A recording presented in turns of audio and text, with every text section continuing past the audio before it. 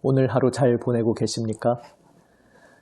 우리를 부르신 주님께서 우리를 향하여 품으신 그 놀라우신 뜻을 오늘 하루 살아가는 모든 순간순간 깨어서 기억하며 주님 온전히 바라보는 복된 시간 누리시기를 바랍니다.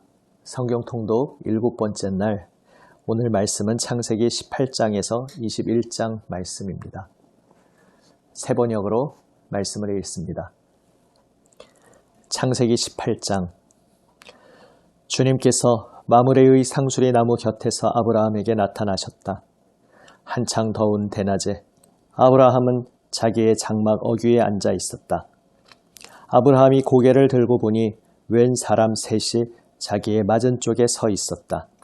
그는 그들을 보자 장막 어귀에서 달려나가서 그들을 맞이하며 땅에 엎드려서 절을 하였다. 아브라함이 말하였다. 손님들께서 저를 좋게 보시면 이 종의 곁을 그냥 지나가지 마시기 바랍니다. 물을 좀 가져오라고 하셔서 발을 씻으시고 이 나무 아래에서 쉬시기 바랍니다. 손님들께서 잡수실 것을 제가 조금 가져오겠습니다. 이렇게 이 종에게로 오셨으니 좀 잡수시고 기분이 상쾌해진 다음에 길을 떠나시기 바랍니다. 그들이 대답하였다. 좋습니다. 정 그렇게 하라고 하시면 사양하지 않겠습니다. 아브라함이 장막 안으로 뛰어들어가서 사라에게 말하였다. 빨리 고운 밀가루 3스하를 가지고 와서 반죽을 하여 빵을 좀 구우시오. 아브라함이 집짐승 떼가 있는 데로 달려가서 기름진 좋은 송아지 한 마리를 끌어다가 하인에게 주니 하인이 재빨리 그것을 잡아서 요리하였다. 아브라함이 엉긴 젖과 우유와 하인이 만든 송아지 요리를 나그네들 앞에 차려놓았다. 그들이 나무 아래에서 먹는 동안에 아브라함은 서서 시중을 들었다. 그들이 아브라함에게 물었다. 대개 부인 사라는 어디에 있습니까? 아브라함이 대답하였다. 장막 안에 있습니다. 그때에 주님께서 말씀하셨다. 다음 해 이맘때에 내가 반드시 너를 다시 찾아오겠다. 그때에 너의 아내 사라에게 아들이 있을 것이다. 사라는 아브라함이 등지고 서 있는 장막 어귀에서 이 말을 들었다. 아브라함과 사라는 이미 나이가 많은 노인들이고 사라는 월경마저 그쳐서 아이를 낳을 나이가 지난 사람이다. 그러므로 사라는 나는 기력이 다 쇠진하였고 나의 남편도 늙었는데 어찌 나에게 그런 즐거운 일이 있으랴 하고 속으로 웃으면서 중얼거렸다. 그때에 주님께서 아브라함에게 말씀하셨다. 어찌하여 사라가 웃으면서 이 늙은 나이에 내가 어찌 아들을 낳으랴 하느냐. 나 주가 할 수 없는 일이 있느냐. 다음에 이맘때에 내가 다시 너를 찾아오겠다. 그때에 사라에게 아들이 있을 것이다. 사라는 두려워서 거짓말을 하였다. 저는 웃지 않았습니다. 그러나 주님께서 말씀하셨다. 아니다, 너는 웃었다. 그 사람들이 떠나려고 일어서서 소돔이 내려다 보이는 데로 갔다. 아브라함은 그들을 바래다 주려고 함께 얼마쯤 걸었다. 그때에 주님께서 말씀하셨다. 내가 앞으로 하려고 하는 일을 어찌 아브라함에게 숨기랴. 아브라함은 반드시 크고 강한 나라를 이룰 것이며 땅 위에 있는 나라마다 그로 말미암아 복을 받게 될 것이다. 내가 아브라함을 선택한 것은 그가 자식들과 자손을 잘 가르쳐서 나에게 순종하게 하고 옳고 바른 일을 하도록 가르치라는 뜻에서 한 것이다. 그의 자손이 아브라함에게 배운 대로 하면 나는 아브라함에게 약속한 대로 다 이루어 주겠다. 주님께서 또 말씀하셨다. 소돔과 고모라에서 들려오는 저 울부짖는 소리가 너무 크다. 그 안에서 사람들이 엄청난 죄를 저지르고 있다. 이제 내가 내려가서 거기에서 벌어지는 모든 악한 일이 정말 나에게까지 들려온 울부짖음과 같은 것인지를 알아보겠다. 그 사람들은 거기에서 떠나서 소돔으로 갔으나 아브라함은 주님 앞에 그대로 서 있었다. 아브라함이 주님께 가까이 가서 아뢰었다. 주님께서 의인을 기어이 악인과 함께 쓸어버리시렵니까? 그 성 안에 의인이 50명이 있으면 어떻게 하시겠습니까? 그래도 주님께서는 그 성을 기어이 쓸어버리시렵니까? 의인 50명을 보시고서도 그 성을 용서하지 않으시렵니까? 그처럼 의인을 악인과 함께 죽게 하시는 것은 주님께서 하실 일이 아닙니다. 의인을 악인과 똑같이 보시는 것도 주님께서 하실 일이 아닌 줄 압니다. 세상을 심판하시는 분께서는 공정하게 판단하셔야 하지 않겠습니까? 주님께서 대답하셨다. 소돔 성에서 내가 의인 50명만을 찾을 수 있으면 그들을 보아서라도 그 성 전체를 용서하겠다. 아브라함이 다시 아뢰었다. 티끌이나 재밖에 안 되는 주제에 제가 주님께 감히 아뢰입니다. 의인이 50명에서 5이 모자란다고 하면 어떻게 하시겠습니까? 5이 모자란다고 성 전체를 다 멸하시겠습니까? 주님께서 대답하셨다. 내가 거기에서 45명만 찾아도 그 성을 멸하지 않겠다. 아브라함이 다시 한번 주님께 아뢰었다. 거기에서 40명만 찾으시면 어떻게 하시겠습니까? 주님께서 대답하셨다. 그 40명을 보아서 내가 그 성을 멸하지 않겠다. 아브라함이 또 아뢰었다. 주님, 노하지 마시고 제가 말씀드리는 것을 허락하여 주시기 바랍니다. 거기에서 30명만 찾으시면 어떻게 하시겠습니까? 주님께서 대답하셨다. 거기에서 30명만 찾아도 내가 그 성을 멸하지 않겠다. 아브라함이 다시 아뢰었다. 감히 주님께 아뢰입니다. 거기에서 20명만 찾으시면 어떻게 하시겠습니까? 주님께서 대답하셨다. 20명을 보아서라도 내가 그 성을 멸하지 않겠다. 아브라함이 또 아뢰었다. 주님, 노하지 마시고 제가 한 번만 더 말씀드리게 허락하여 주시기 바랍니다.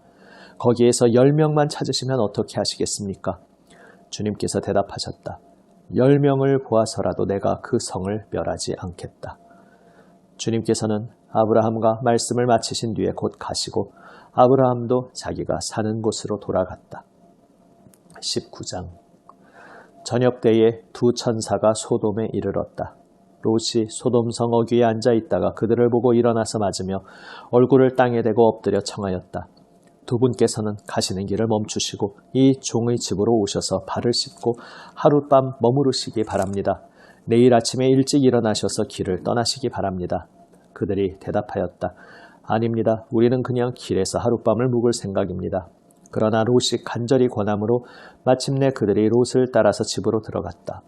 롯이 그들에게 누룩 넣지 않은 빵을 구워서 상을 차려주니 그들은 롯이 차려준 것을 먹었다. 그들이 잠자리에 들기 전에 소돔성 각 마을에서 젊은이 노인 할 것 없이 모든 남자가 몰려와서 그 집을 둘러쌌다. 그들은 롯에게 소리쳤다. 오늘 밤에 당신의 집에 온 그 남자들이 어디에 있소? 그들을 우리에게로 데리고 나오시오. 우리가 그 남자들과 상관 좀 해야 하겠소. 롯은 그 남자들을 만나려고 바깥으로 나가서는 뒤로 문을 걸어 잠그고 그들을 타일렀다. 여보게들 제발 이러지 말게. 이건 악한 짓일세. 이것 보게. 나에게 남자를 알지 못하는 두 딸이 있네. 그 아이들을 자네들에게 줄 터이니 그 아이들을 자네들 좋을 대로 하게. 그러나 이 남자들은 나의 집에 보호받으러 온 손님들이니까 그들에게는 아무 일도 저지르지 말게. 그러자 소돔의 남자들이 롯에게 비켜서라고 소리를 지르고 나서 이 사람이 자기도 나그네 살이를 하는 주제에 우리에게 재판관 행세를 하려고 하는구나. 어디 그들보다 당신이 먼저 혼 좀 나보시오 하면서 롯에게 달려들어 밀치고 대문을 부수려고 하였다. 안에 있는 두 사람이 손을 내밀어 롯을 안으로 끌어들인 다음에 문을 닫아 걸고 그 집 대문 앞에 모여든 남자들을 젊은이 노인 할 것 없이 모두 쳐서 그들의 눈을 어둡게 하여 대문을 찾지 못하게 하였다. 그 두 사람이 롯에게 말하였다. 식구들이 여기에 더 있습니까? 사위들이나 아들들이나 딸들이나 딸린 가족들이 이 성 안에 더 있습니까? 그들을 다 성 바깥으로 데리고 나가십시오. 우리는 지금 이곳을 멸하려고 합니다. 이 성 안에 있는 사람들을 규탄하는 크나큰 울부짖음이 주님 앞에 이르렀으므로 주님께서 소돔을 멸하시려고 우리를 보내셨습니다. 롯이 나가서 자기 딸들과 약혼한 사윗감들에게 이 사실을 알렸다. 롯이 그들에게 말하였다. 서두르게 이 성을 빠져나가야 하네. 주님께서 이 성을 곧 멸하실 걸세. 그러나 그의 사윗감들은 그가 농담을 한다고 생각하였다. 동틀 무렵에 천사들이 롯을 재촉하여 말하였다. 서두르시오. 여기에 있는 부인과 두 딸을 데리고 여기를 떠나시오. 꾸물거리고 있다가는 이 성이 벌을 받을 때에 함께 죽고 말 것이오. 그런데도 롯이 꾸물거리자 그 두 사람은 롯과 그의 아내와 두 딸의 손을 잡아 끌어서 성 바깥으로 안전하게 대피시켰다. 주님께서 롯의 가족에게 자비를 베푸신 것이다. 그 두 사람이 롯의 가족을 성 바깥으로 이끌어내자마자 그 가운데 한 사람이 롯의 가족에게 말하였다. 어서 피하여 목숨을 건지시오.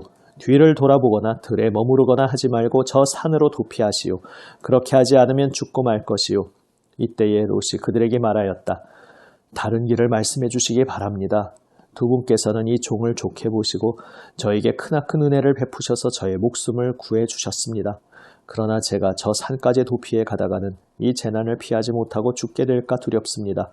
보십시오. 저기 작은 성이 하나 있습니다. 저 성이면 가까워서 피할 만합니다. 그러니 그리로 피하게 하여 주십시오. 아주 작은 성이 아닙니까? 거기로 가면 제 목숨이 안전할 것입니다. 그 사람이 롯에게 말하였다. 좋소. 내가 그 청을 들어주겠소. 저 성은 멸하지 않겠소. 당신 내가 거기에 이르기까지는 내가 아무 일도 하지 않을 터이니 빨리 그리로 가시오.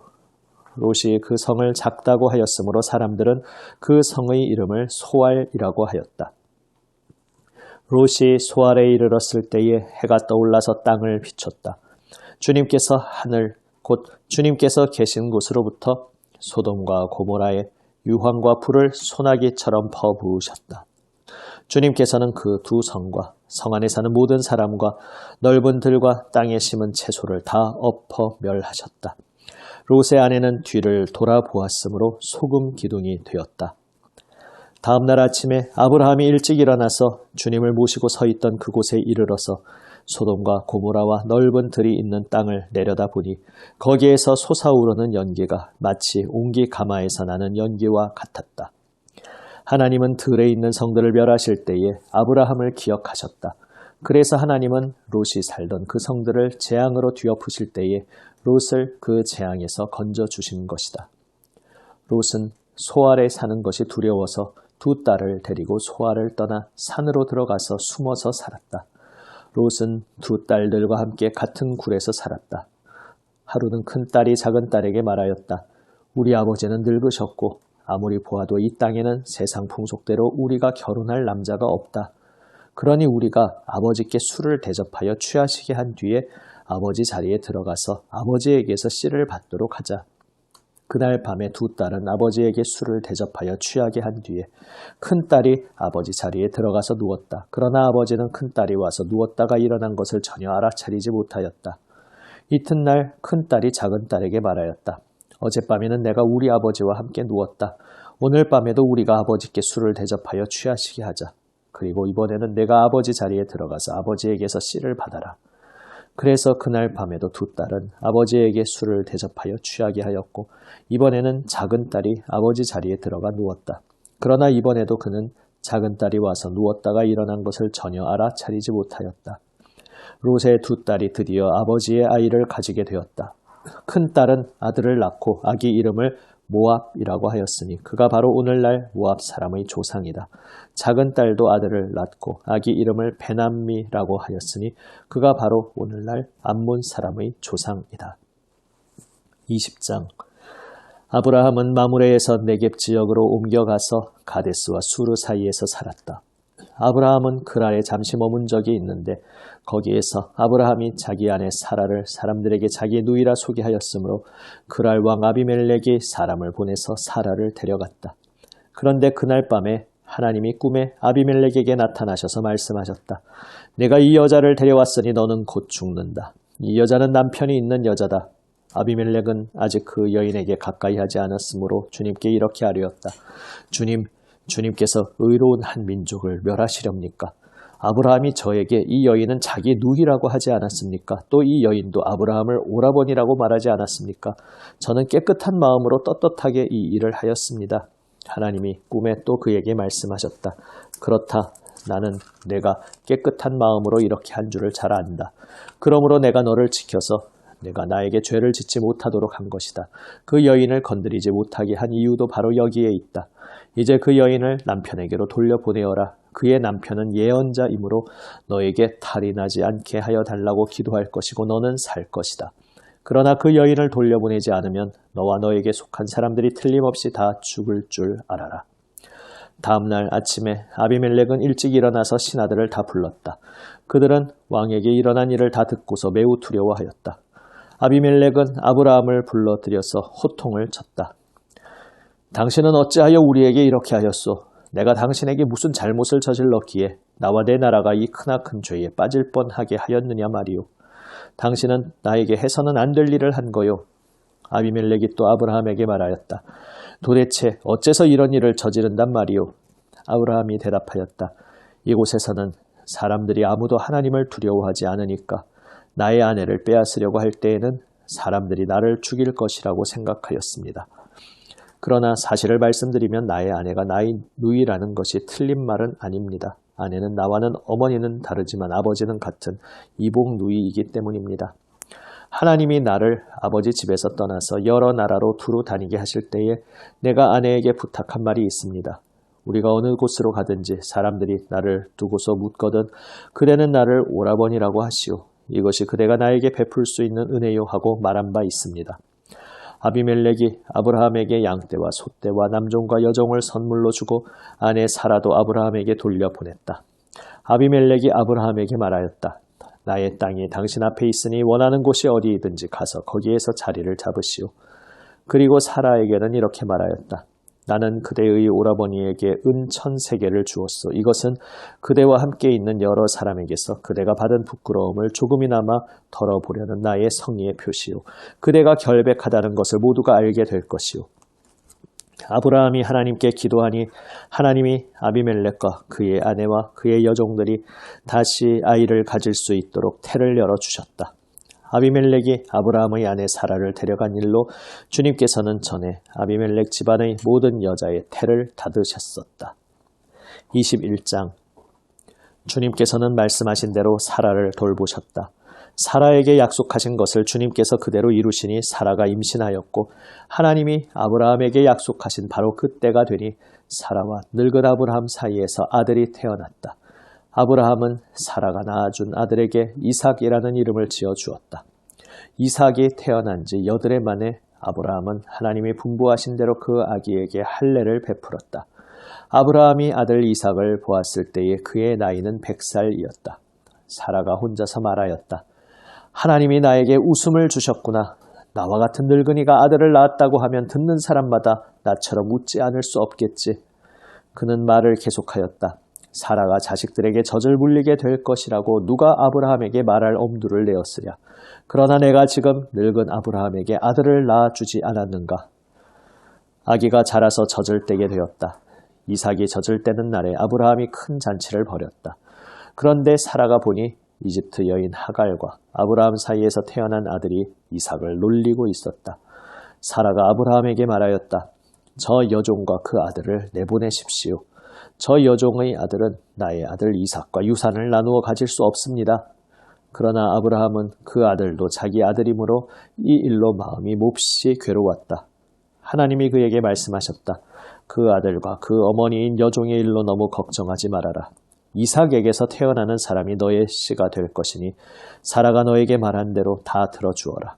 그러나 여종에게서 난 아들도 너의 씨니 그 아들은 그 아들대로 내가 한 민족이 되게 하겠다.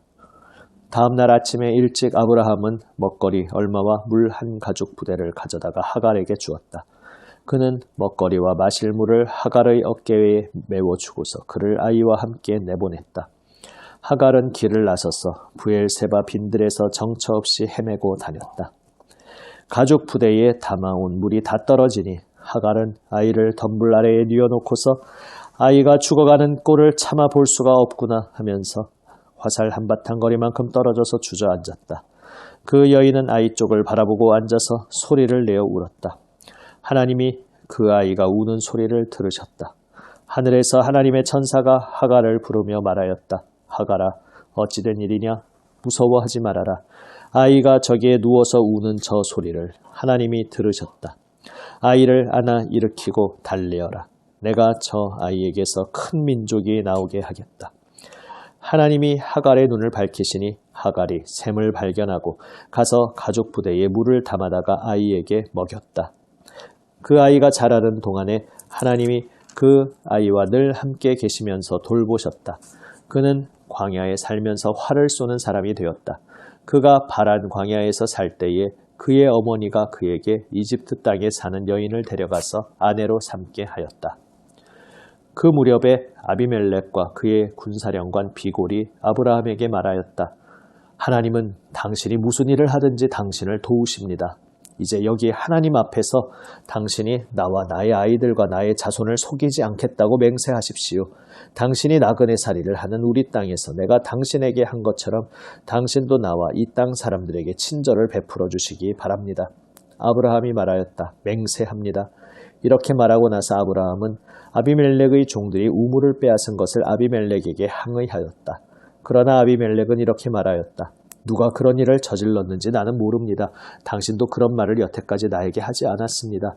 나는 그 일을 겨우 오늘에 와서야 들었습니다. 아브라함이 양과 소를 끌고 와서 아비멜렉에게 주고 두 사람이 서로 언약을 세웠다. 아브라함이 양떼에서 새끼 암양 7마리를 따로 떼어놓으니 아비멜렉이 아브라함에게 물었다. 새끼 암양 7마리를 따로 떼어놓은 까닭이 무엇입니까?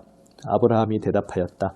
내가 이 우물을 파놓은 증거로 이 새끼 암양 7마리를 드리려고 합니다. 이 두 사람이 여기에서 이렇게 맹세를 하였으므로 그곳을 부엘세바라고 한다. 아브라함과 아비멜렉이 부엘세바에서 언약을 세운 다음에 아비멜렉과 그의 군사령관 비골은 블레셋 사람의 땅으로 돌아갔다. 아브라함은 부엘세바에 에셀나무를 심고 거기에서 영생하시는 주 하나님의 이름을 부르며 예배를 드렸다. 아브라함은 오랫동안 블레셋 족속의 땅에 머물러 있었다. 아멘.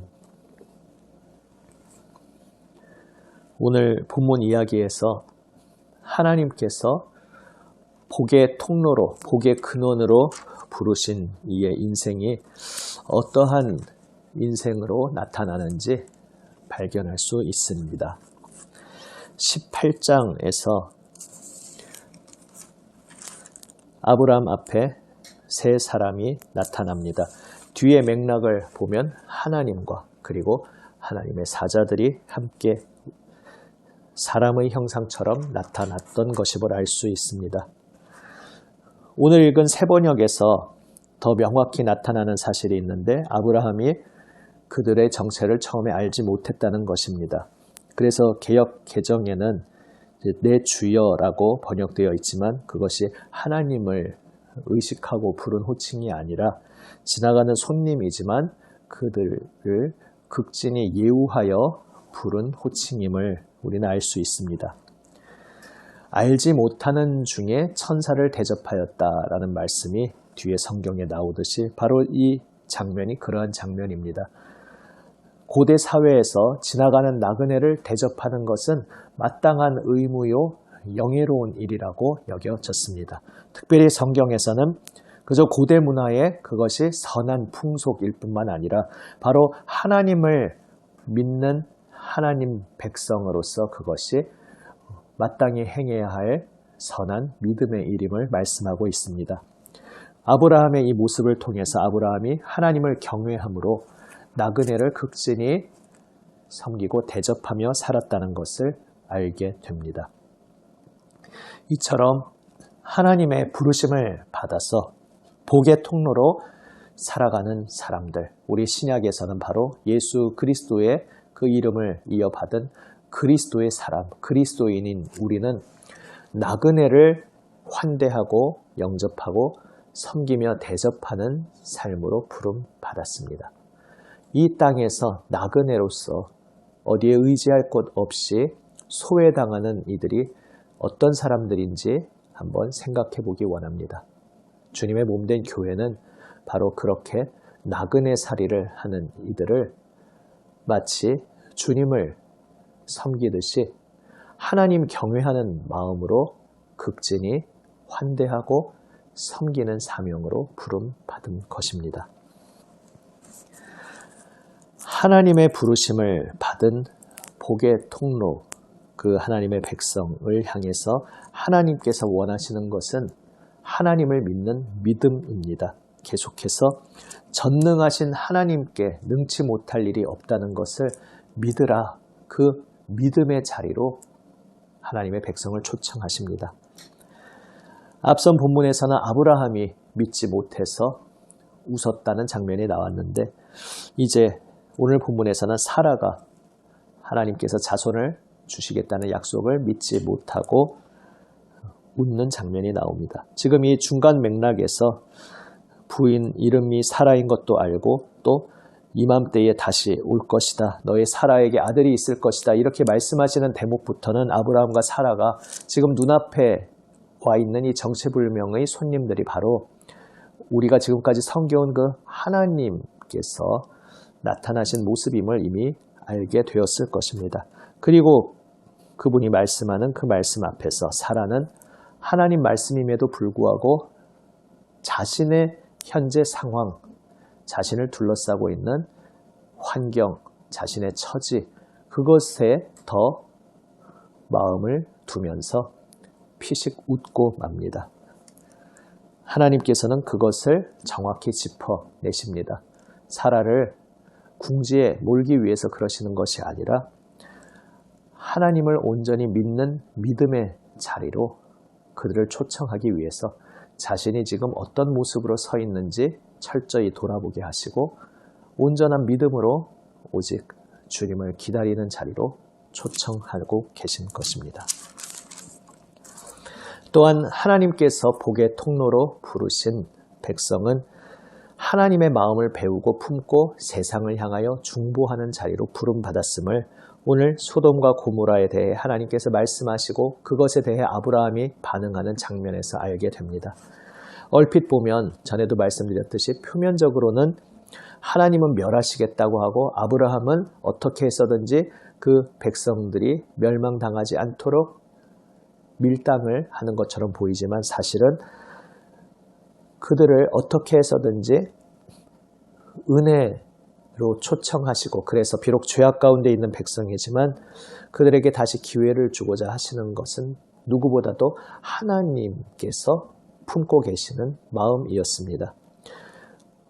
오늘 아브라함과 대화 가운데 하나님께서는 아브라함에게 그 마음을 주셔서 하나님의 그 마음을 아브라함이 함께 품고 하나님의 그 마음에 동참하면서 세상을 끌어안고 중보하시는 우리의 궁극적인 중보자 주 예수 그리스도 그 중보의 자리에 아브라함이 동참할 수 있도록 부르고 계신 것입니다.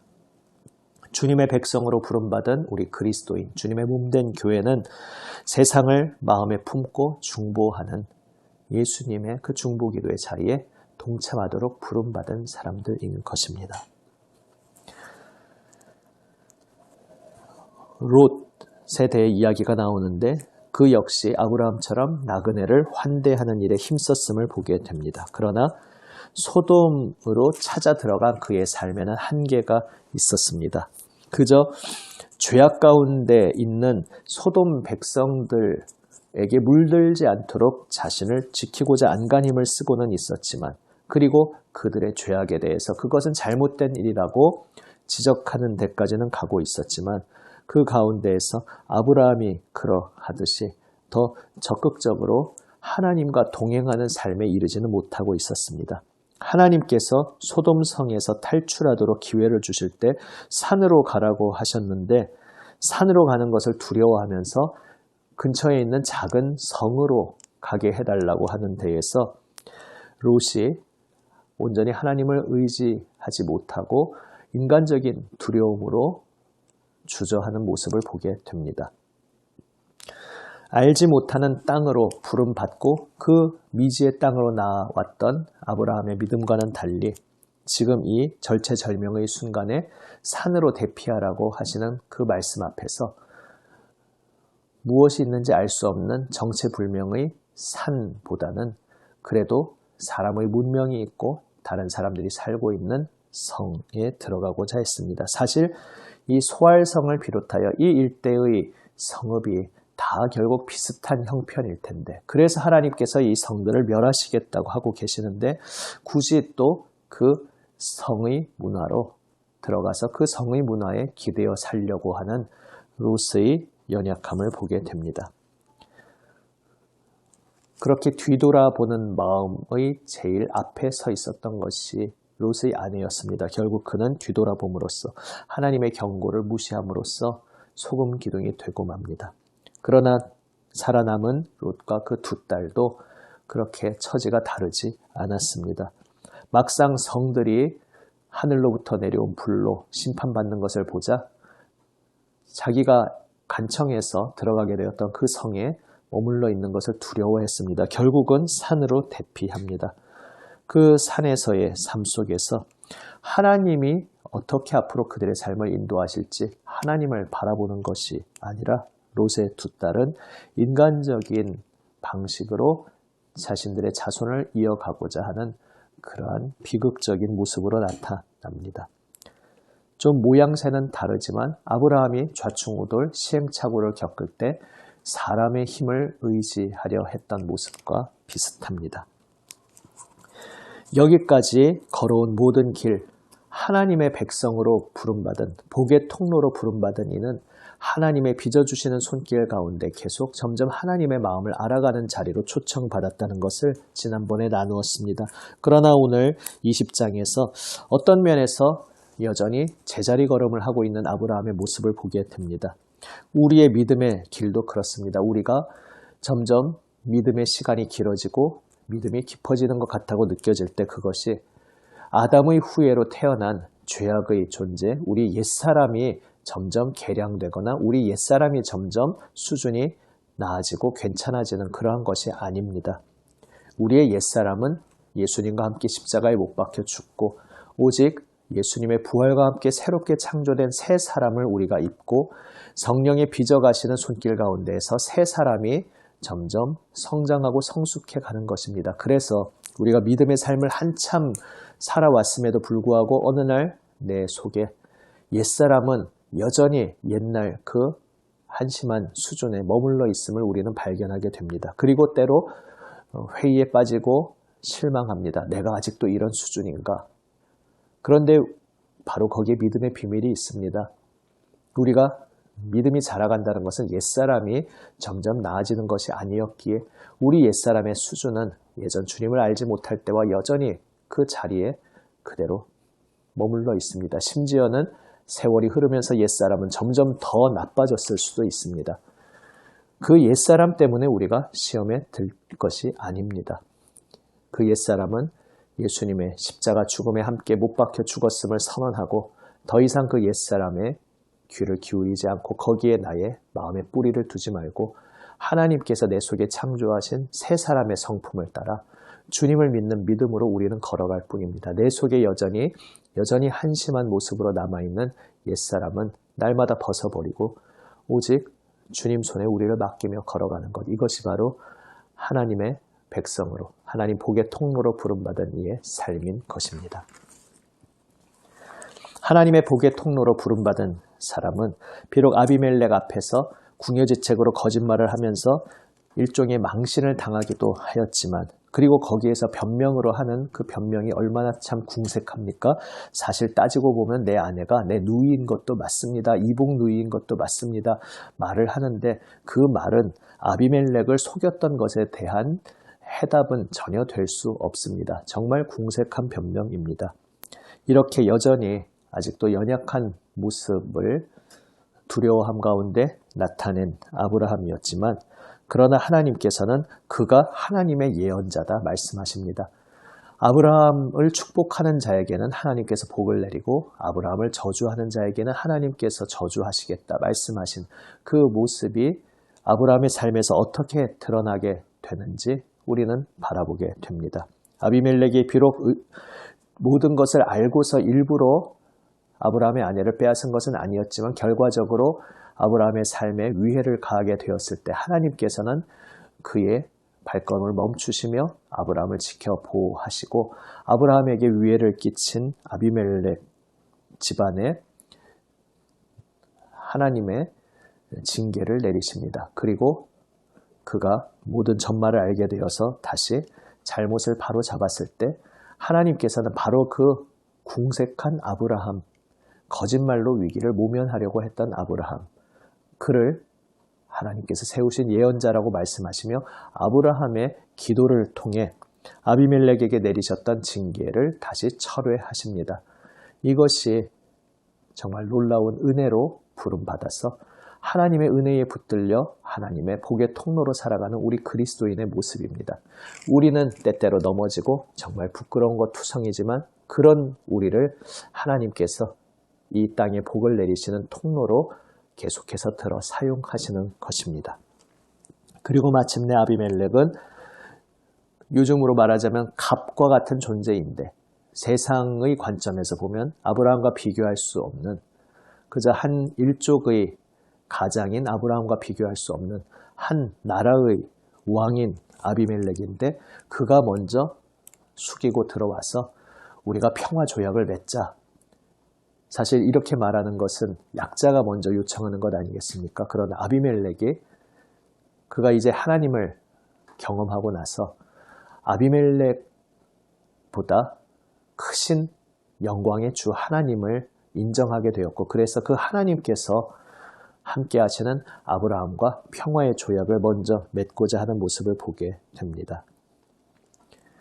연약하고 많은 부족함 가운데 좌충우돌, 시행착오를 겪어가며 걸어가는 것이 우리의 삶이지만 하나님의 백성, 하나님의 복의 통로로 부름받은 이는 이토록 살아계신 하나님께서 그 인생에 함께하고 계시다는 사실을 세상 사람들로 하여금 나타내는 그러한 삶을 살게 됩니다.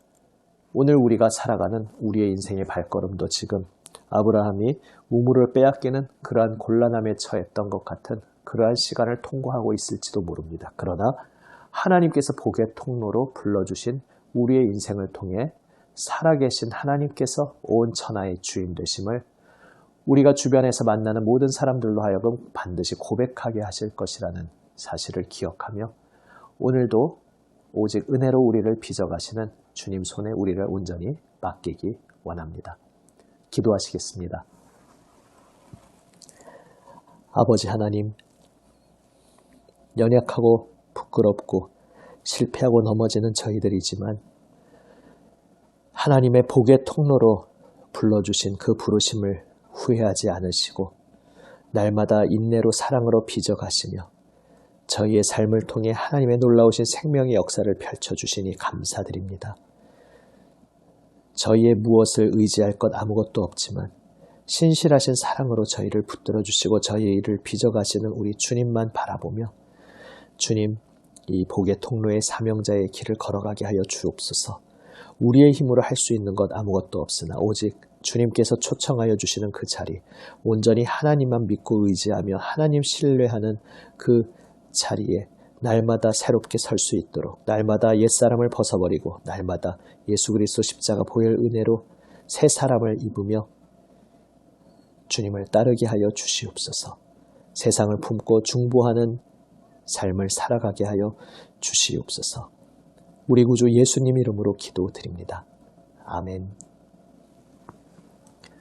오늘 이 하루의 남은 시간도 주님과 함께 동행하며 나를 복의 통로로 불러주신 주님께서 나에게 무엇을 말씀하고 계시는지 주님의 음성에 주님의 마음에 가만히 귀 기울여 보는 시간 누리시기를 바랍니다.